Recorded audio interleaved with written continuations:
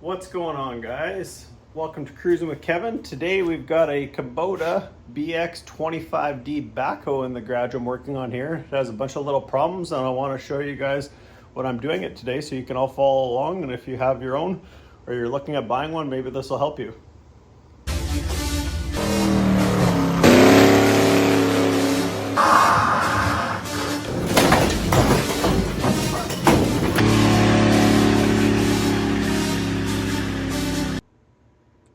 Okay, so this machine has about 1,140 hours on it, and for some reason people always think that's a lot of hours, which on these machines it is not a lot of hours actually.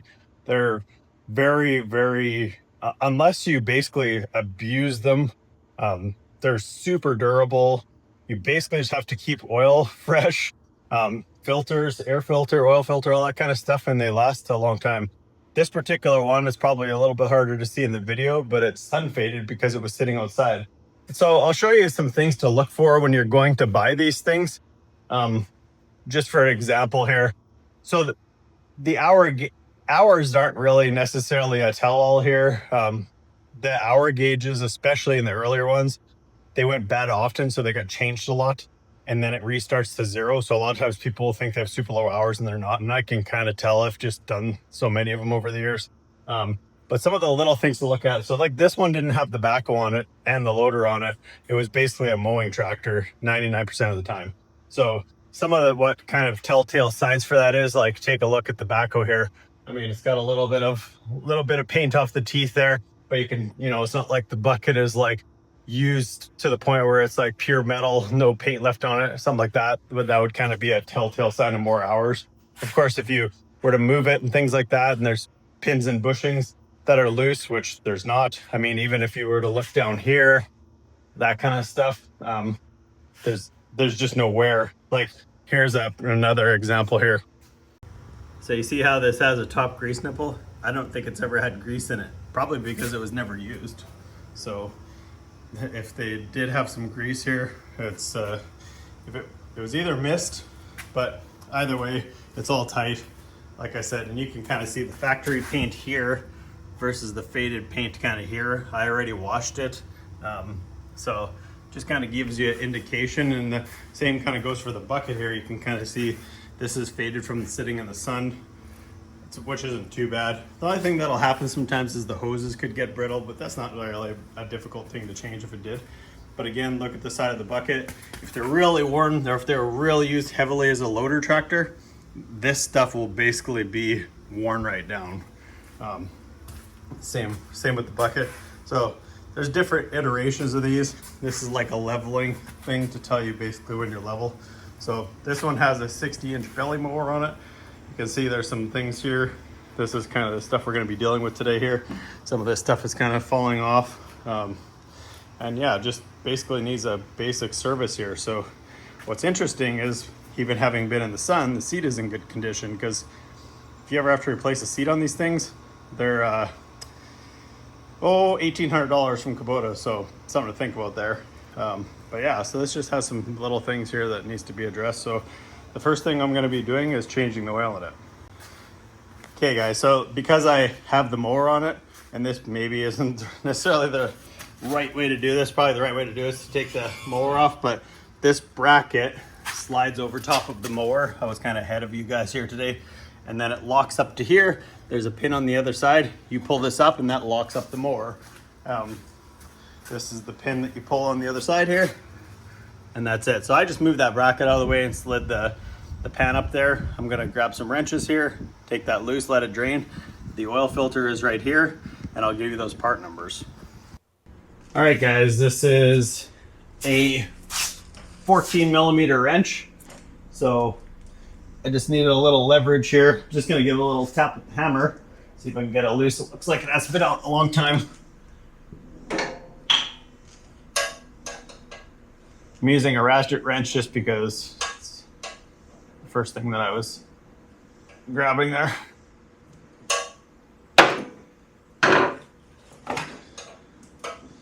Like I said, it would be a lot easier to do this if you didn't have the mower on it. And it's not that difficult to take the mower off, but I'm by myself here. And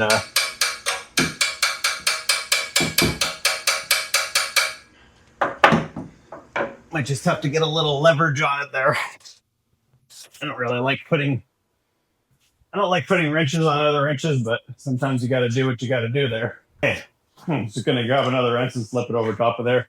I don't advise doing that, but ends up spreading open your wrench if you don't have a really good quality wrench, and even if you do, it could still end up spreading it open. But kind of give you an idea of how dirty that oil is there. So, I mean, diesel oil is going to be black, generally speaking, anyways. There's an exception to that rule once in a while, but pretty much that's kind of common. So when I do this, I usually pull the, I'll take the cap loose for the oil fill as well, so that it can get air there. I don't really like, especially with oil filters and things, if you've ever bought like Chinese fuel filters or anything, you can see them. They basically fall apart in there. And I think that's probably what happens with like Chinese oil filters. So I would recommend probably not. I'm a big believer in Kubota oil and Kubota filters. I've seen these tractors with like a lot of hours on them. Like, I mean, it's not uncommon for me to have seen 5,000 hours on these. I've seen as high as 10. So something to think about, like Kubota oil, Kubota filters. Some people are going to say that it's the same, whatever, each to their own. You guys are welcome to do whatever. But I'm going to give you the Kubota number here for these filters. So the air filter is kind of dirty. You can see here's the two. This is the one that came out. Some people will blow them out. The old school way was to blow them out. The problem with that is sometimes people get blown on them and it'll blow holes through it. And naturally, it'll want to suck a bunch of dirt in there. So then you end up with a problem of like, is that going to end up in your engine? So these don't have an inner filter. So sometimes the bigger tractors will have an inner and an outer filter. And if the outer filter kind of leaks, it would go into the inner filter. These don't have that. So I would recommend just, when they start getting dirty, which is, it happens a lot when they're mowing. So I can understand why people want to blow it out, but that's something to kind of think about. So, but anyways, that's the comparison of those two there. I am going to put a new filter in it just so it's good to go here. So the Kubota part number here, which is interesting, it's a K121-82320, but then on the top of it, it's a fleet guard. So it's the fleet guard number is AF, like F is in Frank, 25550. And then there's two more part numbers below that, which doesn't say what brand they are. 870119N is in Nick. And then there's another one, 212-885-93106. So I guess my opinion here is you can get like Kubota stuff off of Amazon. You can get it right from Kubota. I mean, the oil filter, the hydraulic filter, the fuel filters, and the air filter, I think is like about $70, $80 from Kubota, something like that. So it's really, in my eyes, not really worth putting knockoff stuff on it. Fleet Guard's good. So obviously that's who's making the Kubota stuff now. So that was a new one that I hadn't seen before. So there's that. And then there's also a fuel filter here. One's already been installed on this thing. So they have two, and I'll show you that.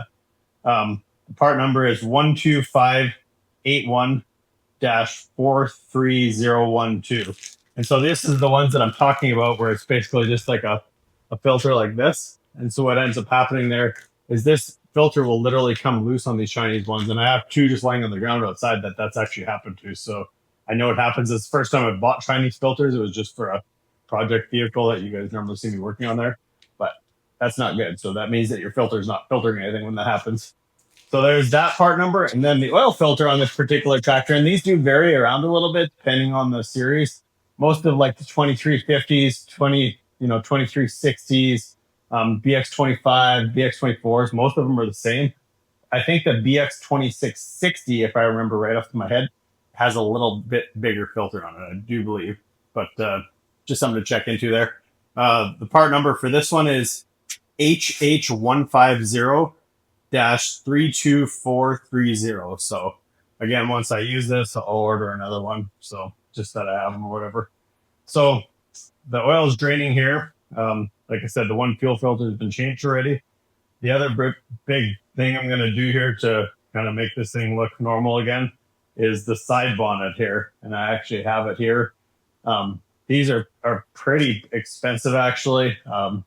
Basically, depending on the model, there's a couple different types of bonnets. They actually all fit, but one's about $310. The other one's about $410. So again, depending on what model you have, I think the exhaust port is a little different, and then where the screens on the actual bonnet are is a little different. So I'll pull that out of the box and show you guys that too.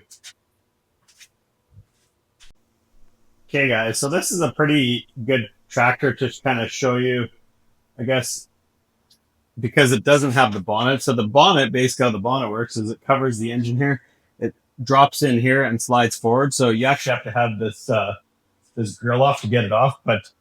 And the problem with that is when you take the air filter out, or you try to, usually you can just barely wiggle it by that plastic, and you have to be careful that you don't break it. So the best time to do is if you are going to take that off to service it or anything like that, that's the time to actually put a new air filter in. I don't know why they kind of made it like this. You can adjust this bracket a little bit to have, because they got a little bit of wiggle in them. And so you can tilt it up a little bit so it has a little bit more room.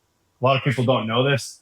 This is your end cap, and this is designed to be downwards so that you can basically grab this and you squeeze it, and that lets the dust out. So like when I used to manage public works, we would always have, mowers. The mowers had the same engines as these. Basically, yeah, the way that it's just when it's so dry, there's nothing you can do. It's sucking in dust all day long, right? So you end up just kind of squeezing that once in a while or whatever. But you can kind of see, like, you basically, you're going to be fighting to get that cap and everything back on with that bonnet on there. So this one doesn't have that, and it's a little bit easier to show you because of that. So there, get those two clips on there, and then that's your air filter. Pretty straightforward there.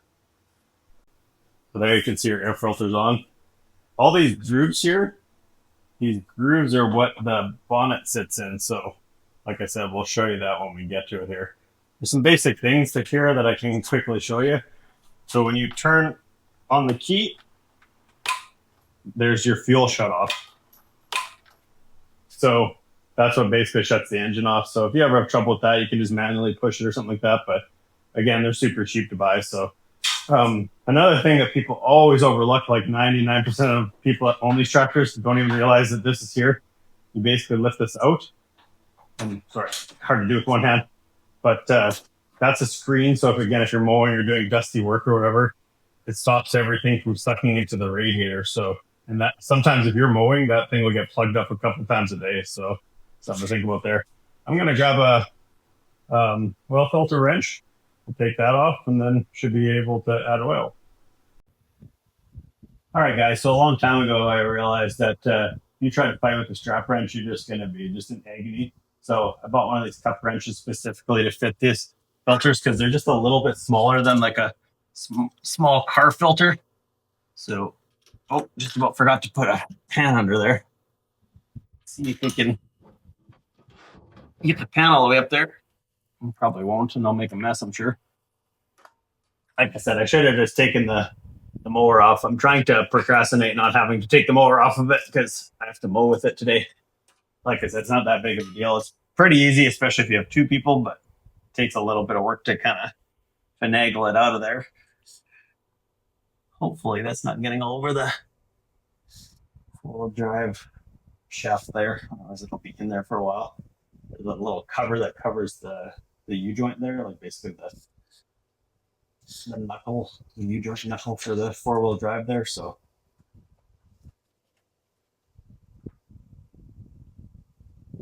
and there we go.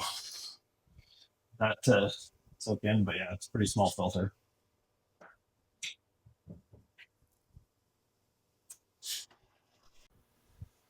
All right, guys, just oil up your gasket a little bit there, and make sure that you don't have a gasket stuck to the block.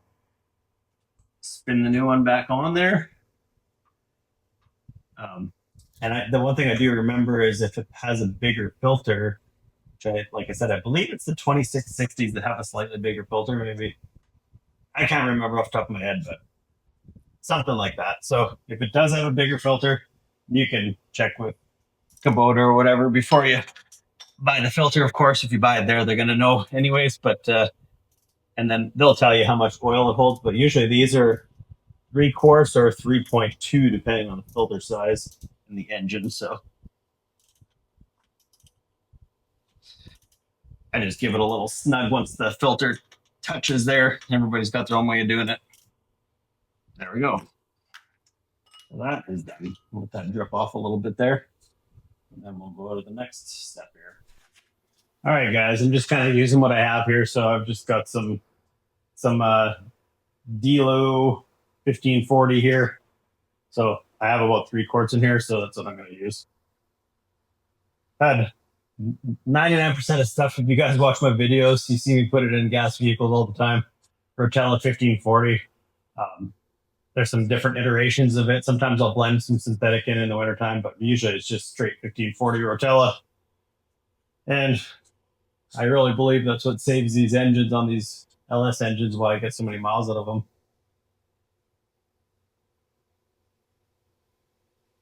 Get that in. Like I said, just what I had laying around the shop. I thought I actually had some other oil, but I didn't. So this would be fine. If you're a home, I guess, residential user of these things, I recommend to change the oil like at maybe 100 hours. Some people do as low as 50. You're never going to overchange the oil. So don't ever worry about that, because you can't change the oil too often. It's a lot cheaper than an engine. So the oil being so black like that, you know, I would rather, like, if this was a machine I was going to keep longer term, I would change it, run it for a bit, and then change it again early. So I do the same thing on my regular truck there. I'll run it for a little bit and then change it early. So I think that was about 3 quarts. Let's see where we're at here. Sometimes it'll take a minute to settle to the bottom too. I don't know if I showed you the dipsticks right here, but pretty self-explanatory. Figure if you're changing your own oil, you'd figure out where the dipstick was. So it's cool too. So I'm waiting for that to just settle, because I think it needs a little bit more yet. It's going to check the antifreeze in it. A lot of times, if these are Southern machines, if they ever had a leak, they could have water in them. So this one you can feel. I can just tell to feel it that it's got antifreeze in it, which is good. Okay, we got the oil change done. Pretty much all I got to do is start it. I don't want to keep starting it in the garage here just because it stinks it up. So until I'm ready to go, I won't start it. But the next thing we're going to deal with here is putting on this bonnet. And I realized I might have trouble already because my son just moved out and he took the Allen key impact set, or I guess ratchet set or whatever that we had. So I'm going to have to go buy a set of those to get this front grill off, because they're Allen keys. I'm not sure if I can get it without that. But just to show you guys like how big of a box these come in, it's pretty gigantic. So the part number on this is K2651 dash, looks like 64040. You can only get these from Kubota. There's no aftermarket anybody that sells this stuff. The one thing I will say, like if you were to watch the John Deere video that I did, the John Deere versus the Kubota, the bulk of the parts, so like if you wanted to get, for example, knockoff stuff or like lights or, you know, little just small things or whatever, you can get the bulk of this little stuff from Amazon. Oil filters, air filters, whatever. If you want to do that kind of stuff for them, you can. Whereas like John Deere, they try to kind of hold the market themselves there. You don't really see that kind of stuff on Amazon very much. A little bit on eBay, but they're definitely harder to find parts for. You're not going to find, like, for example, you know, like lights and stuff like that for John Deere's. You just won't find that on Amazon. So you're supposed to take these out of the package as soon as you get them to inspect them, because they're so cheap and flimsy. What ends up happening all the time is the bulk of what I've seen over the years. So these they slide back, so they sit like this, and you can see these hooks, and they have to sit all the way back, pushed into those hooks. And if they don't, when you open the hood hits this part and breaks it. So this particular case, I bought this machine from a lady. She had lost her husband there. Her son was helping her sell it, and basically he had it, but they had it through a hailstorm, and that basically would beat up all the side here. I'm assuming just by the looks of the tractor might have been in a bit of shade once in a while, compared to the attachments. So there was a couple things I had to figure out, which I did. It's a whole nother story there. But so I'm going to try to get this on and see what happens here. All right, guys, I want to show you how this works just so you guys can understand, because there's a wide variety of attachments for these things. But if you don't have this, you won't be able to make it work. So I'm going to show you how this works. So just give me a second here. I'm going to slide this underneath the tractor. So there's this bar, and this bar just goes to there. I figured I should show you this before I move any further. Okay. Now let me just set the camera over here. Okay. So see how this swings into here? It's pretty self-explanatory once you see how it works. And then basically you just take this, pull up on it, and that locks that in. Okay. Now we got to go to the other side. So that mower deck is locked in there. And then there's just this little pin here. You just push that in. When you're, let me just show you this a little bit better. When you're locking it up there, that's where you lock that pin in. So once you let it back in, it just falls back into the hole. So you can tell it's in because it has slid in a little bit. And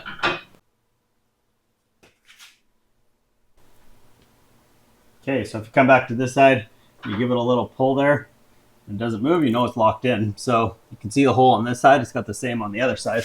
And the reason I'm showing you guys this, how to put this back in, like I said, it's pretty self-explanatory. But if you ever were to buy a tractor and it doesn't have these two pieces, so the piece that goes onto the mower and the bar in the front, you can't put a mower on it, you can't put snow blowers on it, you can't put any of the front attachments. So just something to think about. If you buy a tractor with a mower and the mower's not on there and it doesn't have those pieces, you're not going to be able to install it. All right, so this has some dents in it, you can see. But what tends to happen is people will lift things up in the bucket, whether it be like a branch or a stump or a pile of dirt or snow, even chunks of ice or whatever would tip back and fall off of it when it's in the air. People don't realize that you have to be kind of curling it as you go, especially inexperienced operators or whatever. So that's what's going on here. I'm just going to try to hammer it up a little bit so it's not so dented. As an operator, I always find that strange that happens, but I guess mistakes happen. So again, people that buy these are usually inexperienced operators and they're just using them for yard tractors and stuff like that. So little things like that tend to happen. And I would say 9 out of 10 that I see that are just privately used have that same issue. So now I'm going to grab this bonnet here and we'll see if we can try to figure that out.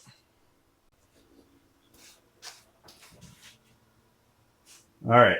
99% sure that I can't get this on without taking that off, but I'm going to try it anyways.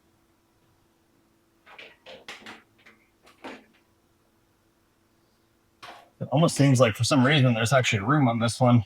Shouldn't really be, but once you can get it all the way forward, it might actually go. I might have to ask my wife for some help to get this one on here.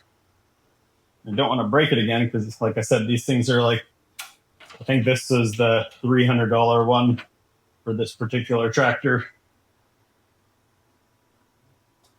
Yeah, so I can tell already why it's not going to go, because these tongs that hold the bonnet on aren't going to go past the hood. So I'm going to have to figure out a way to get those bolts off of there. All right, I don't have the proper Allen keys here to be able to impact those out of there. So what I'm going to do is end up taking the hood off here. I'm actually going to do that because I have the other headlight here. So this got broken probably when the hood got dented one of the many times by the looks of it here. And I'm either going to change those headlights, which kind of isn't like, I guess, super difficult, but it takes a little bit of time. I do have a set. I have a used set. I don't have a new set. These new sets are like pretty pricey actually. So if you guys own these machines, try to take care of them, because when things like that break, it's going to cost you a lot of money and you're not going to be very happy about it. I think it's been a while since I've taken one of these off, because usually the headlights don't get broken unless it's really been kind of, dropped in the wrong spot or whatever fell on it. But you can't really hit anything with them because of the loader and the grill. It's possible because this one had the mower off most of the time that it did, but okay, so I need to unplug my headlight switch here. Okay. And then I think I have to take that hood strut off. I'll take the hood strut off first. Possibly a 12. Yes, it is. There you go, 12 millimeter. I think it actually has a nut on the side, but it's loosening without holding that, so get that out. The nut back on it so you don't lose it right away. Tip that forward and we'll see if we can get that bolt out of there.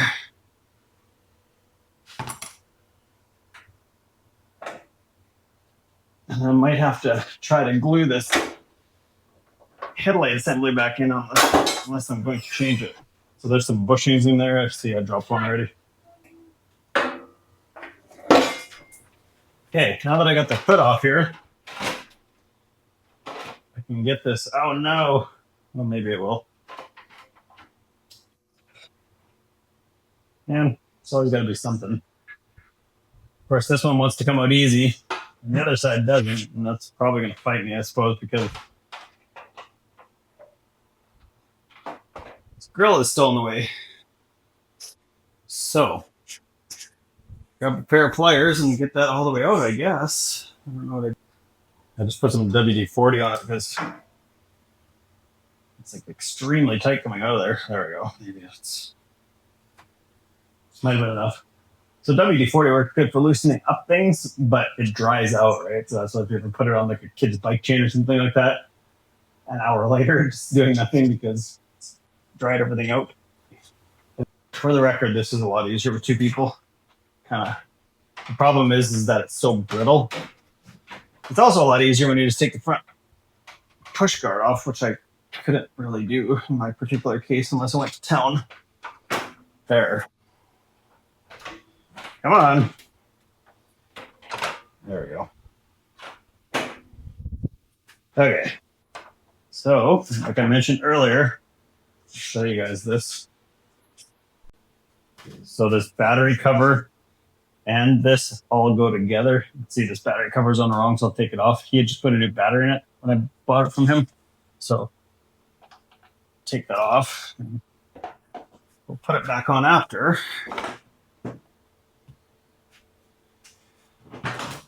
Okay, so these go into those slots, and then do the same on the other side here. Can't go too far, you won't be able to get the other side in like it's happening right now. And that's why two people, a lot easier. Okay. Make sure that exhaust isn't touching there. So sometimes you gotta fiddle with it a little bit to get it to line up where you want it to. And spray these. So that's kind of it. So you put these back in, and then these are what adjust your forward and reverse movement on this. Let's see if this actually goes back in without fighting me too much here. And you gotta be careful because these are just these little plastic tabs, and honestly, that's usually the first thing to get broken because people don't know how they go on or whatever the deal is there. So I think I'm going to fix the hood first here and deal with the lights and see where we're at before I fully tighten it up. All right.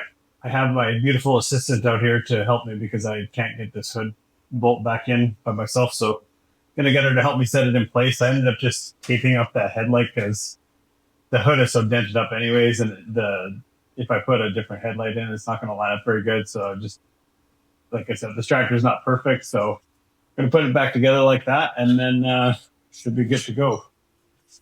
So I'm going to grab the hood here. And these are metal. The early ones, if you went like to BX2350 or something like that, they would have plastic hoods. And these are actually like really heavy. So we'll see if I can get this back in. Oh, careful there. Let's just take them. So there's two little bushings that have to stay in there, and it's. Can we go this way? You can go that way too, yeah. It might be easier actually. That we're not fight with it. Oh, just kidding. That's what I need, two people.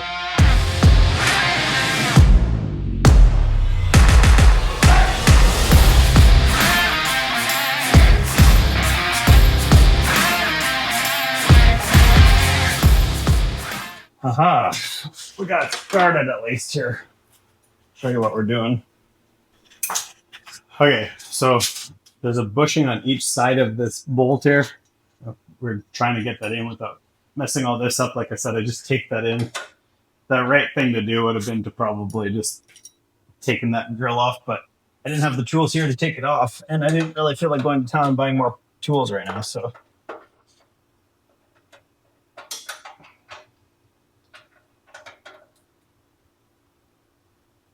Hold that side. I'll add it. I'm going to put this strut back in here. Actually, I think I'm going to wait on that because apparently that's going to make me have to put the hood down.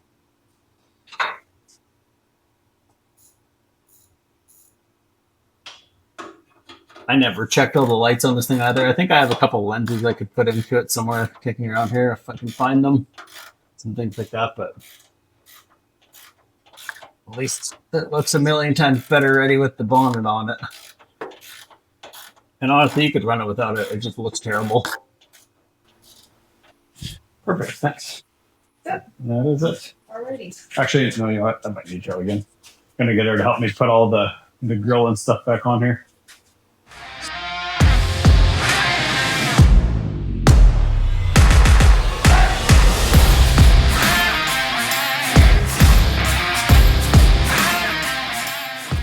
So once you get it all the way in, you tighten up each of these hand thread bolts. Make sure you lube them up because they get seized up in there all the time.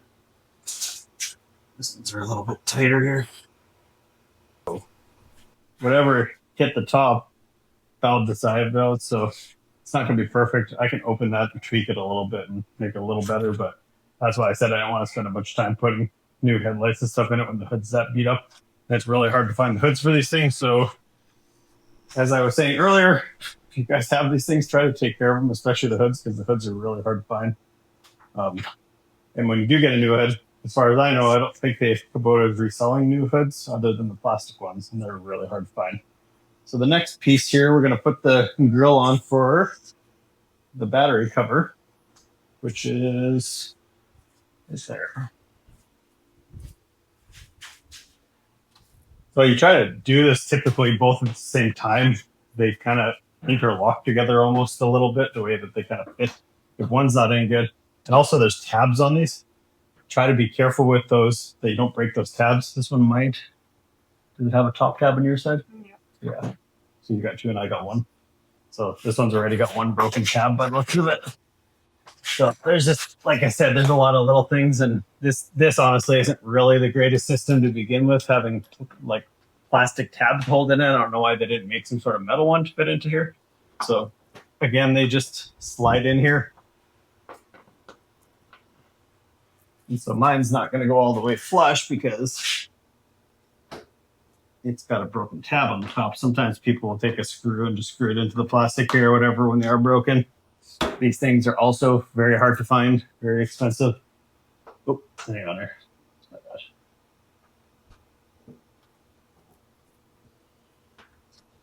gosh. So just important to try to take care of these things as much as you can.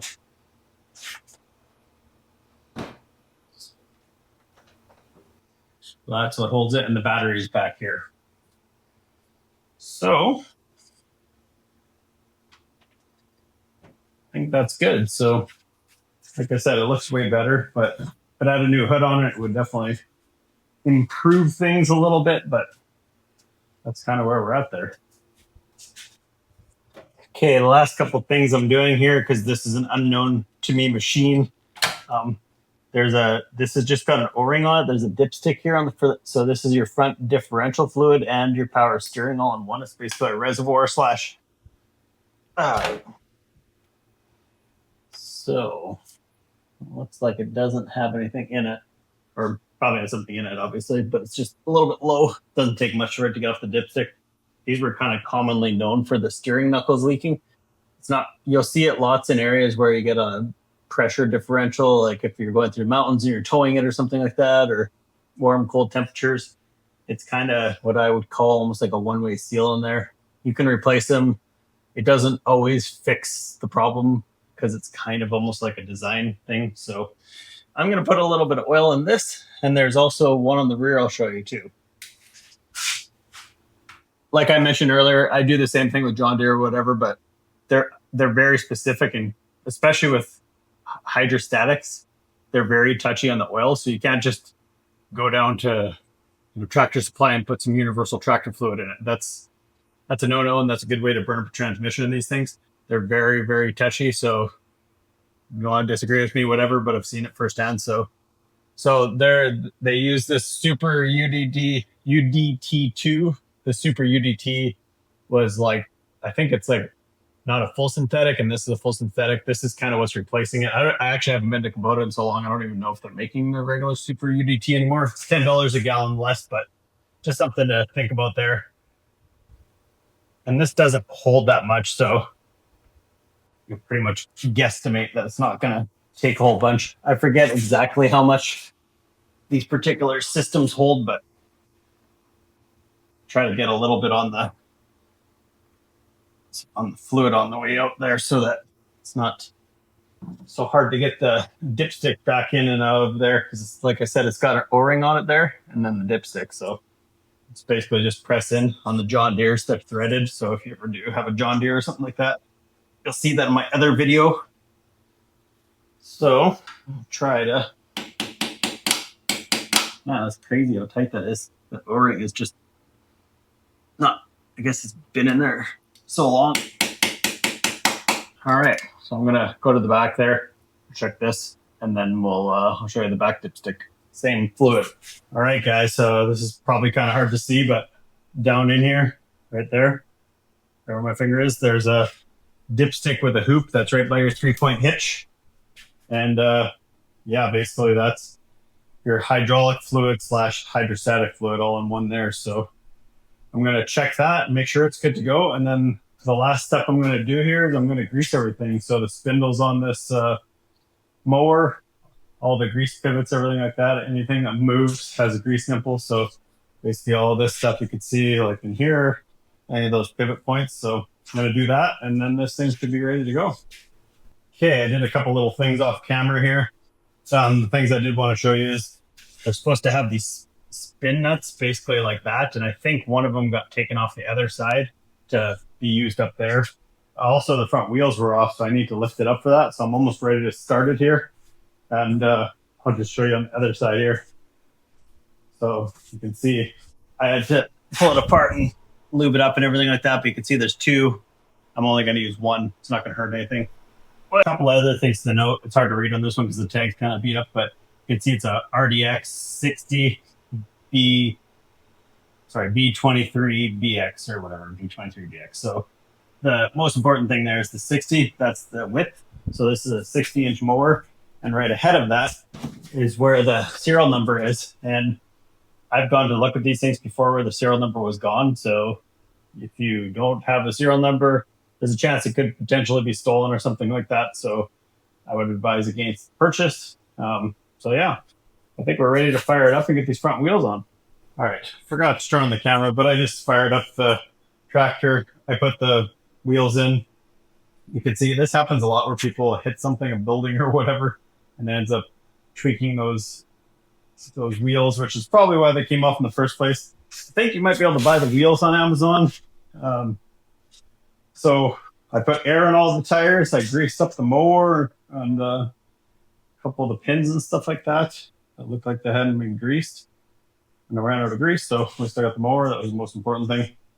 And so this didn't set your deck height here. So you can adjust that. You actually need to have that set to a certain height or whatever to basically get the mower off. Otherwise you fight with it too. So yeah, I'm going to fire it up, and I think I'm going to do some mowing here. So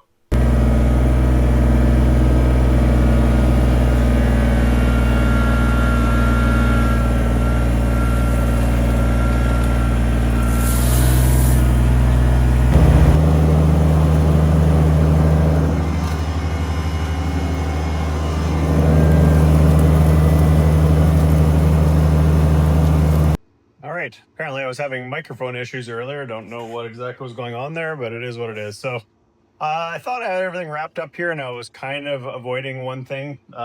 Remember I kept saying I didn't really want to take the mower off.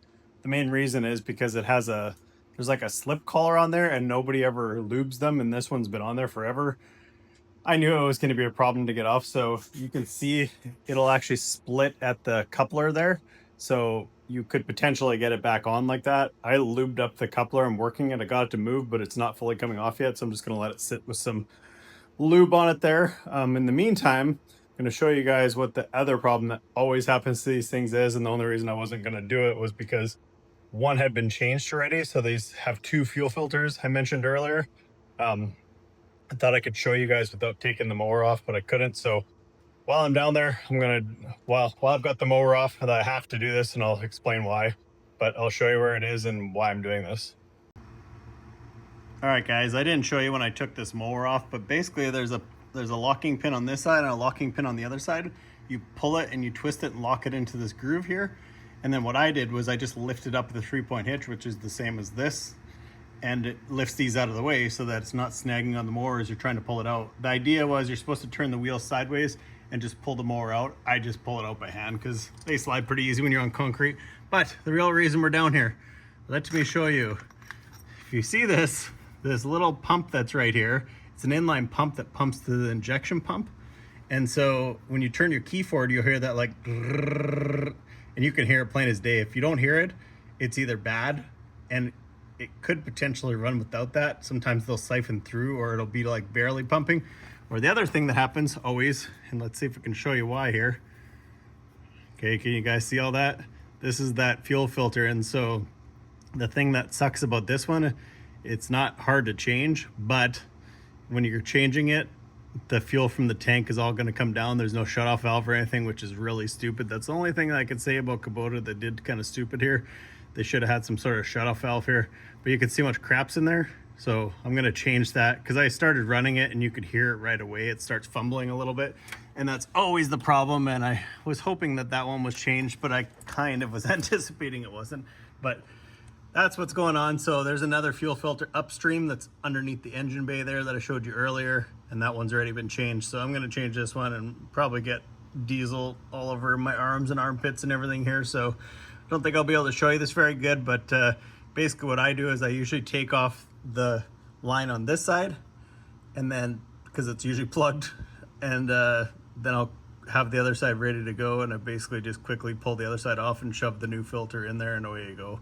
So if you really wanted to, you could drain the tank, just take it off, let the tank drain, put fresh fuel in it. You could do that too. Usually diesel doesn't tend to go bad, but when people are filling up mowers and things like that, it always ends up getting like a little crud in it, and diesel's not always perfectly clean anyways, so there's a whole bunch of that kind of stuff. So yeah, that's what we're doing here. So as anticipated, I got completely soaked with diesel there. I kind of wiped up the floor already. Of course, I have an attached garage and it stinks now, so here's what always happens. The filter, when you pull the filter out, of course, if it's okay, I'll tell you kind of exactly what you're going to be looking for if it starts to plug up. So the reason you don't want to do this, I guess, first of all, is because if it starts to plug up, it'll starve that little filter or the little pump, and then those pumps go out. And if you have to get it from Kubota, they're like $200 to $300 depending on which dealership you go to. You can get them on Amazon, but their plugs are usually different, and you have to hack up the wiring and whatever. And they're probably not as good. I don't know. Anyways, but usually that's worn out because it starves the pump for fuel because it's trying to suck through that dirty filter, right? So, and the way you can kind of tell is if you start to notice, like if you're driving it and it'll like puff smoke or whatever, or it starts like surging a little bit, like almost sounds like it's running out of fuel or whatever, that's usually a sign that that's going bad. So either the little pump's going bad or the fuel filter's plugged. And if it's not one of those things and you haven't been like maintaining those filters, the worst case scenario of that is like your injection pump's going bad, and that could be a big problem because you're talking a couple $1,000s if you have to get that fixed. So I would make sure that you keep on top of changing those filters. It sucks to change. The best time to do it is when you basically have the fuel tank almost empty, which this one was probably at a quarter. But if I had a bigger shop, I'd probably just let it drain out or whatever. The diesel didn't look the greatest in this, but whatever. So what happened was, of course, there's hardly any diesel trickling out the I guess the pumps, like on the other side, right? The side that's the outlet side, I guess I should say. And so what happens is, of course, you go to take it off there, and then when you pull the other side off, I mean, it's like a gusher because it's just free coming out of the tank, and it doesn't have to go through a dirty filter. So that's what's kind of going on there or whatever. Ooh, I need to stand in front of this AC. So anyways, that's been changed. I'm going to show you guys one more thing just to look for if you are going to be, servicing these things or whatever, or if you're going to buy one. It's not the end of the world, but it's just something to look for. Okay, first I'm going to show you, well, first you can see there's the old fuel filter, or the new one I should say. You can see how clear it is when you put the thing on it here. But see, back in there's a little fan right there, and that's your hydrostatic cooling fan. I guess I should check this and make sure that's not leaking. I'll just slip that over there a little bit. I'll explain why that fan's important here. Okay, so that fan is the hydrostatic cooling fan. And so if you ever notice, you can go to a brand new machine like this, any kind of Kubota BX, and if you have it at idle, basically there's you could probably barely lift the loader, you could barely drive forward, you could barely move the backhoe. And they do that on purpose as basically like a fail-safe, because people like to run these little tractors around almost like at an idle and things like that, thinking that, oh, it'll be less jumpy and stuff, but they're designed to be run almost wide open. So what I usually typically tell people is start it up, let it idle in the morning, go around, walk around and grease it. By the time you do that, it's ready to basically be run open. So they don't rev up that high. I think wide open, they're probably 3,200 RPM, something like that. So, I mean, as long as you're up in the, high twos or anyways, when you're doing things or whatever, that's kind of the main thing. But yeah, it keeps that transmission cool. So people always get panicky about that if you end up having to replace that, because you have to take the drive shaft off, and that's a big job. But what I've been doing in the past when I've done this, you basically can take the fan, you buy a new fan for it, you cut it in half, and you just one on each end, put the 2 bolts in each side or whatever. Make sure you split it down the middle so you get 2 bolts or whatever. It works fine. The Kubotas and the John Deeres and all that, they all have that. The downfall to the John Deeres is you can see their pumps are quicker. Well, Kubota kind of did this on purpose so that you don't have those problems to deal with or whatever, because now people with John Deeres, they're going to be idling around and things like that, and then you start getting the transmission warm. So if you ever look at John Deeres, a lot of the times it's pretty common, you'll start to see those input shafts into the transmission or whatever starting to leak. Pretty low hours usually, because a lot of people run them around at low idle and it gets everything hot and it basically just warps the seal. So that's something to think about there. So now I got to fight with getting this mower back on here. I'll see if I can do it myself or not. You guys have seen me use this stuff a bunch on my channel. It's AIM Extreme Lubricant. They make all sorts of stuff. I primarily use the liquid spray. It's basically like a WD-40 replacement, but they also have a bunch of different stuff. I use this for packing some wheel bearings on the square body I've been working on, things like that. So I should have put some gloves on here. I wasn't really thinking there, was I? But yeah, really good stuff. It's better for the environment and things like that. So I use it. I've showed in other videos, I put it on my chain binders, and I've had them outside in rainstorms for many rainstorms, months at a time, and then you go back to it and it's still not rusty. So it definitely works. They were one of my early on supporters of the channel there, so I appreciate them and I do like their products. So I'm gonna put a little grease on there just so that when I go to put it back in, hopefully it's easy to get back together and it's easy to get back apart for the next guy. I cannot get that collar off of there, which is exactly what the problem I was anticipating.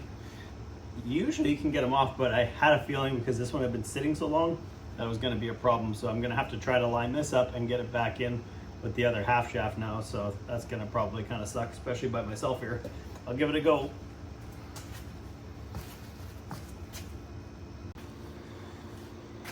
All right, you guys see me gripe about my back all the time. This is one of those days that's kind of bothering me.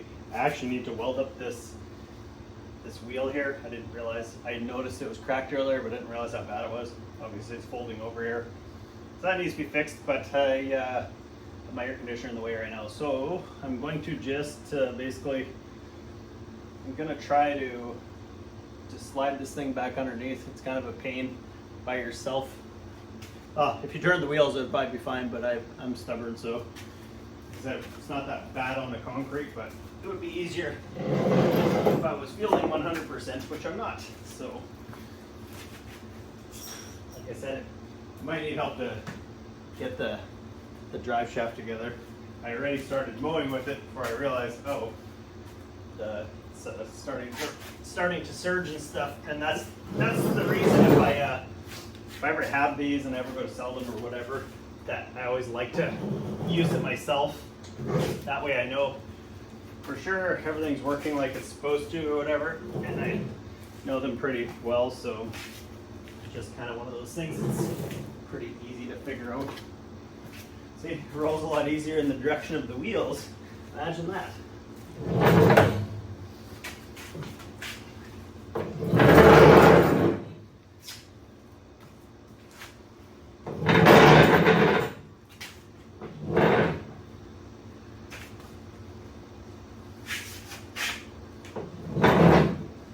So, I'm gonna have the fight of, see, that's pretty easy. Like I said, the hardest part is trying to reach in there to grab the drive shaft, and then the chances of it actually coming apart. Like, it wasn't the greatest setup. I like the John Deere Auto Connect. It's a really good system actually. You just drive over and it auto connects, which is something Kubota hasn't come up with yet, but they do have the drive over ones, but it's the same connection for the shaft, so I don't like that. That's about the only downfall of these machines, I think.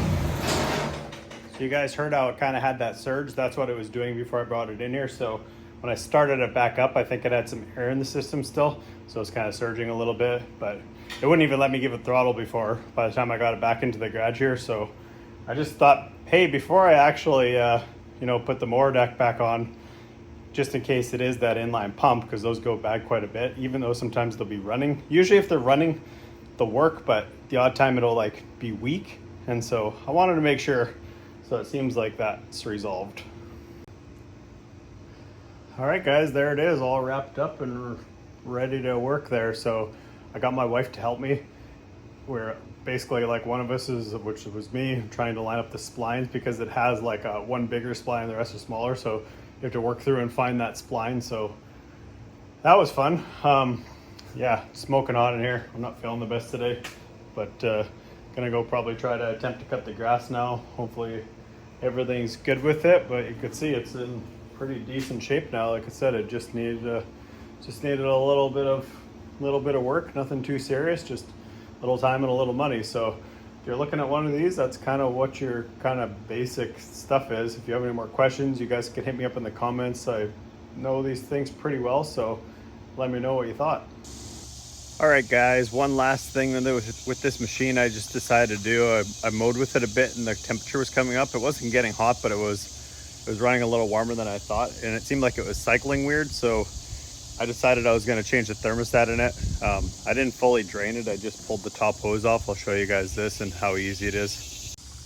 So this is the old thermostat. This is the new one. You can see it says 82 Celsius on it, if you see that.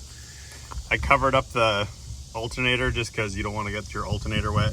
It hardly had any fluid come out of it, so it does look a little bit discolored, but that could be just a type of antifreeze that they put in it. It's definitely got antifreeze in it, but I don't know exactly what type. So you just literally take that top hose off, and then there's this little basically mount on the top.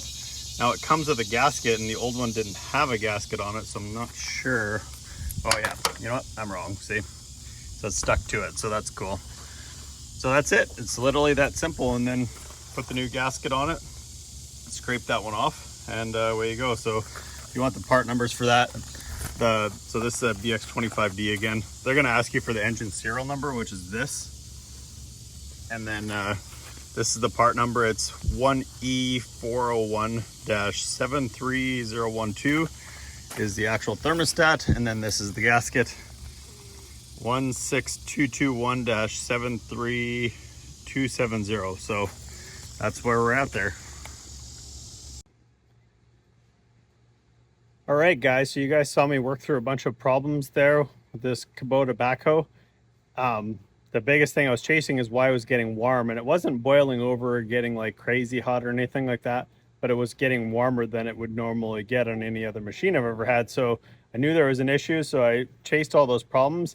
And you know, sometimes the main problem is staring you right in the face. And so what it actually ended up being, and I've never seen this actually happen before, which was kind of unusual, but right before I bought the machine, the backhoe or the battery on the machine got changed.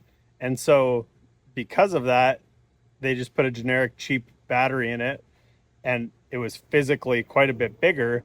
And so it was actually restricting the airflow. And so that was the actual problem.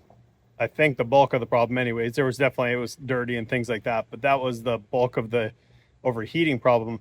And that's why they never probably saw that before, because they put the battery in right before I bought it. So obviously that was something unusual, but that's the type of things to look for. And sometimes you just got to kind of chase through the problems and look for the obvious. And sometimes it's just something unusual like that. So this battery was quite a bit taller and quite a bit wider. So obviously that was the issue, because it worked totally fine after that. Everything was back to normal. So I did wash a lot of stuff out of that radiator. That's a huge common problem, where those screens get plugged up like that and people don't have them cleaned, or they don't even know that they exist. So if you guys are working on one of these things, or you own one of these things, maybe this will help you guys out. So thanks for watching again, guys. Like always, make sure you like, subscribe, share me around on social media. I am Cruising with Kevin on TikTok, Instagram, YouTube, and Facebook, and I'll catch you guys in the next one. Thanks for watching.